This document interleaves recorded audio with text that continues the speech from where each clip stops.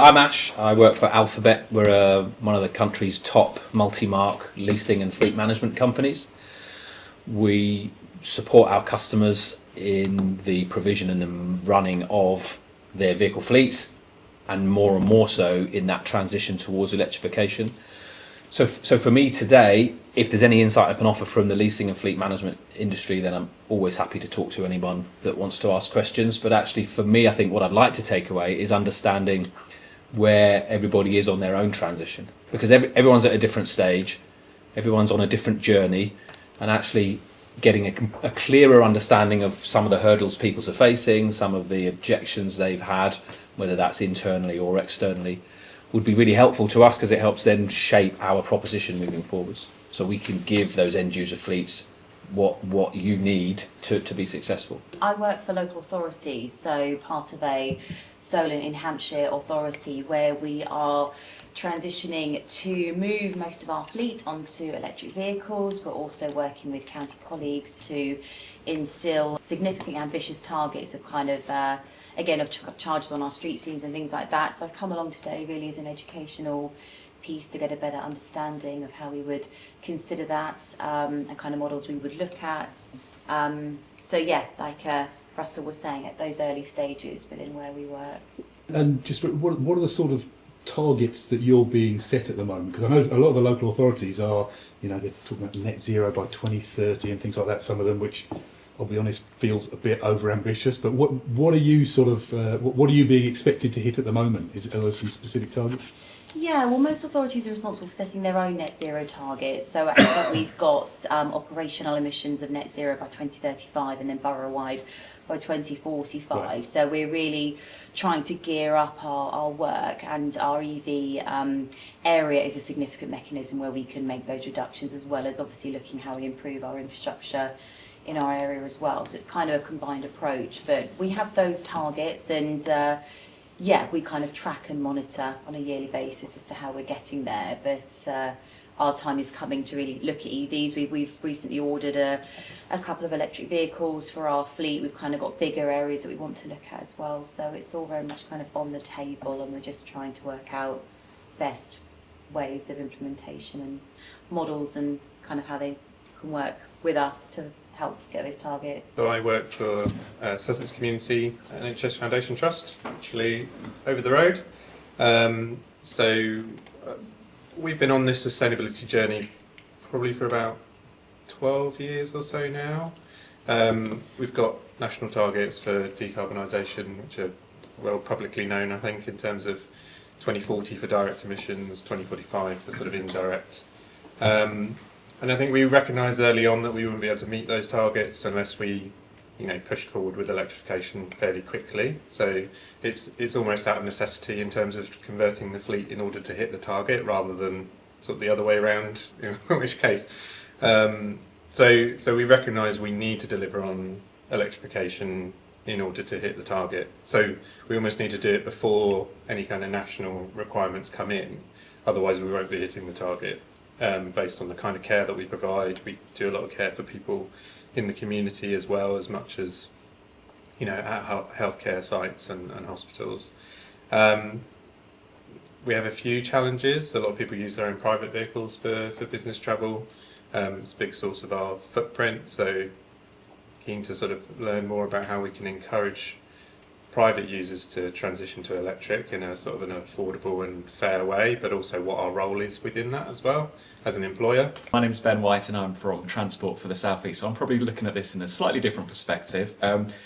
TFSE, we're a regional transport body for, well, unsurprisingly, the South East. My area of work mainly focuses on supporting local authorities with kind of building this comprehensive charging network across the South East region. I think it's fair to say that it's great, they're kind of underway with receiving funding from government, but we've kind of identified that there's this issue that's kind of coming to the table around where the charging infrastructure that's beginning to be rolled out isn't necessarily isn't necessarily going to be accessible for kind of larger vehicles outside of cars and private vehicles. So where we are going at TFC is we're starting to look at how we can help local authorities with ensuring that the charging infrastructure that's being rolled out will also be accessible to kind of large vehicles, predominantly vans at the minute, as it's and LCVs, as it's a relatively new area of work that we're undertaking. Dawson Group is basically a collective of several different business units. We're ultimately an asset rental business, and within our group we have vans, which is my domain, we have truck and trailer, we have material handling, which is forklifts, we have bus and coach, which is pretty self-explanatory, and we have sweepers, so like gully sweepers and small municipal vehicles, all of which assets attribute to the majority of many fleets operations carbon emissions out there. So we have both a challenge and an opportunity to work with the various end user fleets in our varied portfolio to make EV transition a success. That is, like I said, both a challenge and an opportunity. First of all, change is hard, and so make it easy everywhere you can. If you can program it, behaviours are hard to change, so where you can make it a thing the car does automatically, do that. We have a lot to think about as people, right? We're constantly processing a million things, and as are the people charging, as are the people who are going to be doing this, right? We are almost preconditioned to go for the easy option. I don't have to think about this. Absolutely. Path of least resistance. Yeah. So when you're doing this education piece for your new drivers and your fleet, you need to give them. They won't have generational understanding. They won't have that ingrained. I've seen my dad do this. I've seen someone do this 1,000 times. This is new. So you have to give them that confidence. So whatever you do, that is a thing. And actually, a really good way of doing that is letting them talk to people who've done it. Find trusted people, whether it's public people like me go and talk about this stuff all the time, right? But whether it's your local EV community or there's another company nearby, all the fleets you guys should be helping, and you know the people who are selling you the cars and championing stuff should be helping you do this. And all you need is a few champions in the company who are the go-to people. I'll go and talk to Fred. Yeah. Fred's done this, he knows what he's doing. Once you've got that, it's like dominoes. The worst thing that we could possibly do is, if we've got an electric vehicle in our yard, is just hand it out to a customer on a demo, because you only get that first chance to make the first impression, right? And if that is a bad one straight off the bat, then it's so much harder to correct than getting the EV piece right in the first place. The first thing we wanted to sort of just touch on is that sort of transitional now. So the first thing is to kind of start to think about and work out, you know, what can be transitioned rapidly, and which things do we need to just park in the too hard box at the moment. We've got to break that problem down. So in your welfare or pharmaceutical transport, we're actually doing two things. We're moving the stuff around and we're keeping it cold, warm at temperature. Now, you don't have to define those from one battery. You could separate those out and have a discrete cage or box that is controlled, that has much more capacity should the worst happen and you get stuck. So you don't compromise the welfare.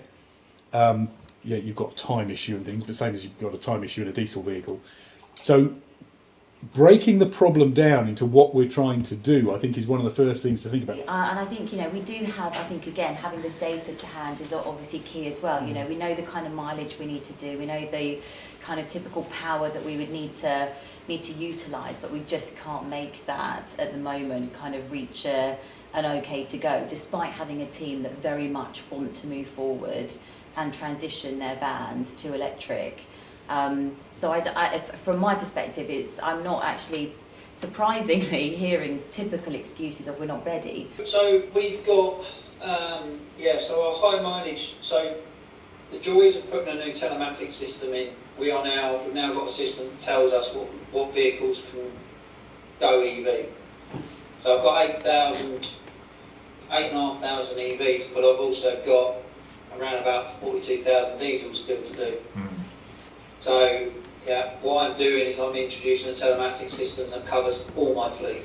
So whether it's a truck or a small van, the system will now tell me, against the criteria that I put into the system, whether I'm not suitable for an EV or not. What I did find was, when I go to my team would go to a depot and say, right, we want to go EV, the depot managers say, no, you can't electrify us, we do too many miles. What I found very quickly was the operational team didn't have a clue about how many miles their drivers were actually driving. Yeah, once those vehicles left the depot, they did their duties, they come back. But actually, with the data, I could say, this vehicle owner does 30 miles a day, and he needs charging once a week. And then when you get into that, all of a sudden the depot manager's going, oh, is that all? You know, as I think we've mentioned and Stuart mentioned, is data is key. Data insights is key, and that's a good point. You know, if you know, if you don't have that data, there's no starting point. And I think to understand what's possible, what's feasible, the return on the investments, all of that is data driven. So I think for me, it's, what case obviously I already know it's about technology doing a bit more of the heavy lifting, but that's the educational piece. And we continue to meet with lots of fleet operators that are at first base, and that we can help them understand what is available, how technology can help on their journey, and so that's the kind of takeaway from these events that I get. Everything we do in Royal Mail, we have to make sure we've got a huge people plan around it to implement. Like I said, it's a completely new thing to most of our posties. Most of them thought it was rubbish technology, wouldn't work, etc., etc. The moment we put it in, and the moment somebody drove one, all of a sudden their views changed. I spend a lot of time in rooms quietly talking about people. So it's not just about big trucks and big vans and fleets and so on and so forth. All of those things come down to people. There's the stories behind it, and that helps sell it to government, it helps sell it inside businesses, it makes them understand why we have to do this stuff and how we can, a small change for someone at the bottom can have really big impacts up higher. Not just a case of posting, it was we had to take a huge amount of managers on the journey and everything else that goes with it. So I talk loads about the change curve, and you've got to take people through that, and you've got to respect the steps of the change curve, otherwise you'll soon find out that EVs can be really problematic for you. Yeah. One of the things that we've seen can help is enabling your staff to access EVs, even in their personal life, salary sacrifice schemes obviously are really, really popular at the moment. I think NHS have got Salsac and things, and those make it very attractive if you're in the market for a new car, or actually second-hand car or EV in Scotland and things, but also workplace chargers. So sometimes those things, sort of softer measures that enable your staff to experience EVs in their own life can demystify the technology, so that they're then pulling for it in their work life as well. It is. It's about that education piece. There are many benefits, and it's pulling out exactly what Stuart said. It's less time off the road for that vehicle. All right. So therefore, more jobs can get done and less cost. And these are the kind of not hidden benefits, but they are the benefits that often go missed, because we talk about the reduction in electric versus diesel and the benefits of that, but these are the underlying benefits. And again, when you sit down with a fleet operator, if they're starting out the journey, these are the things we pull out. We understand what those financial benefits are, because that goes into the pot when we start to justify the cost of buying the vehicles, and more importantly, the infrastructure. If you've got the money, great, but Royal Mail has budgets and everything else, and we can't just keep putting the price of a stamp up to fund all of this. So we have to work within a set budget. The way we do that, and the way that's critical, and I would ask you to do all of this, is we look at what we need, and we look at what we can do with what we've got before we ask for more. Then when we ask for more, we have a reasonable conversation with the power supply companies, you know, as DNOs, distribution network operators, and they might say to us, well, this substation's only got 200 kVA, you want 300, and we'll say, right, what's the cost of getting a 300? They'll say a substation, that's $500,000 if you want to do it. Right, okay, Royal Mail can't afford $500,000. If we take the 200 kVA, what can we do with that? And how many charge posts? And what we might be looking at, we might be putting in, 7 kilowatt chargers. What we might do is say, actually, We can't put all the 7 kilowatts with what we've got, power supply available. Well, down dial that, we'll put a rapid charger in. Yeah, so we'll put a 50 kilowatt in there instead, and we'll just have a charging plan that says you have a queuing system, like you would a fueling station, and we do it like that, rather than an overnight charging facility. Yeah. So there's ways and means you can flex that don't mean you have to break budget. Kind of taking it back to kind of more reality of not Teslas, but for example, we have a number of vans in our fleet that has to do long distance down to Devon for animal welfare. They have to make sure conditions of the dogs are safe and completely hit the nail on the head in terms of productivity. They're going to have to stop to charge for a longer amount of time. It's actually, it's not just productivity of work time and cost associated with that, it's the comfortableness of the animals they're transporting as well as that long journey. So those are all, I feel, very much legitimate considerations with that transition. And I think And that reads comes that with reads it quite is poor, genuine the charges. consideration, but I think it comes from, we're always challenging kind of myth busting as well in local authority, in that they haven't obviously seen a product that can stand up and say we can ensure that that can be accomplished. And I think you have to be realistic. I think a lot of people are daunted that, like, wow, I've got to change my whole fleet, but it's not that case. And those very much like, you know, ones with welfare concerns attached to them, I think they have to come later when certain, you know, when charging infrastructure is a lot more forgiving of those extreme scenarios. I think it's good debate as well. I think clearly, like, there's still some people out there that's making their first steps, if you don't mind me saying, in their journey. And I hope it's been insightful for yourself. But it's always we're dealing with so many different fleets out there. Like, there's no one size fits all approach. But I think the technology available to us, just your example, for instance, and, you know, other stuff like that, I think that there's such a kind of skill gap, if you know what I mean, where people, you know, that their journey could be made so much more efficient, if you like, with like inviting a bit of that technology in. And I think it's like, some people might even not know that technology exists to that extent. Exactly that. So I think it's all about, you know, exposure, and, you know, you've really got to drive it, unfortunately, and really, like, you know, seek for that, them resources. So, Good point. but I think it's a hell of a lot easier than the early adopters, Stuart, for example. Yeah. So, Yeah, but I think there's so much more to come. You haven't got to do this on your own. You know, there's lots of people willing to collaborate. There's lots of people at different stages of the journey. So find others that are maybe ahead of you. What did they do? And go and seek advice. I mean, obviously, from my perspective, hearing everyone else's kind of perspectives and point of view has been extremely useful, and we are early on in this journey, and I think a lot of what's been discussed is things that we are thinking about, which is good. But I would probably say my takeaway is, like you say about the fear, but it's building that trust. I think trust in the product, trust in the process, trust in the outputs, and therefore trust in that journey, really. And that comes with the data and education piece that we've kind of talked quite a bit today, kind of over and about. And I couldn't support it more. And I think there's definitely things that we could do to build on that. You know, this is not a vehicle problem. It's an energy problem, or an energy challenge, let's say, an energy opportunity. The vehicle bit of it is pretty much done. And that was one of my key messages into the original truck programme, that what became before ZHID was zero emission road freight, and it was, the trucks aren't going to be the problem, guys. It's going to be about how we get the energy to them, how you get them charged up, how much battery you can store on board. You can drive a vehicle with electricity pretty easily. It's a bit like combustion engines. You can run an engine on pretty much anything that will burn. Making it clean, reliable, durable, all these things is the tricky bit. And this is an energy challenge, an opportunity.